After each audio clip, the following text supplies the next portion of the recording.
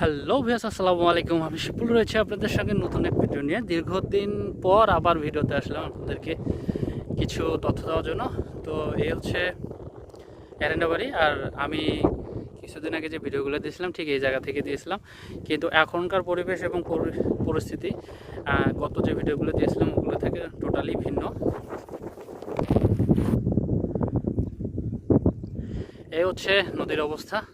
আজকে আবহাওয়াটা একদমই অনুকূলে নাই, বৃষ্টি হচ্ছে, সঙ্গে বাতাস রয়েছে। আর আমি আপনাদেরকে দেখানোর চেষ্টা করতেছি এই যে পাশে এই যে ভুট্টা, এখন যে ভুট্টা ক্ষেতটা ছিল যেটা ওই কত ভিডিওটা দেখাইছিলাম ওখানে অলরেডি বাদাম হয়েছে। তো ওই যে হচ্ছে বাদামের গাছ, বাদাম হচ্ছে, সামনে ধান রয়েছে। তো সব মিলে এই হচ্ছে এরান্ডা বাড়ির অবস্থা। আর এই প্রতিকূল অবস্থার মধ্যে আমাদেরকে আসলে আমাদের স্কুলে আসতে হয়। স্কুল করে আমরা বাড়ির উদ্দেশ্যে রওনা দেবো এখন। তো সেই কারণেই আমরা নদীর কাছাকাছি চলে আসছি। আর আমাদের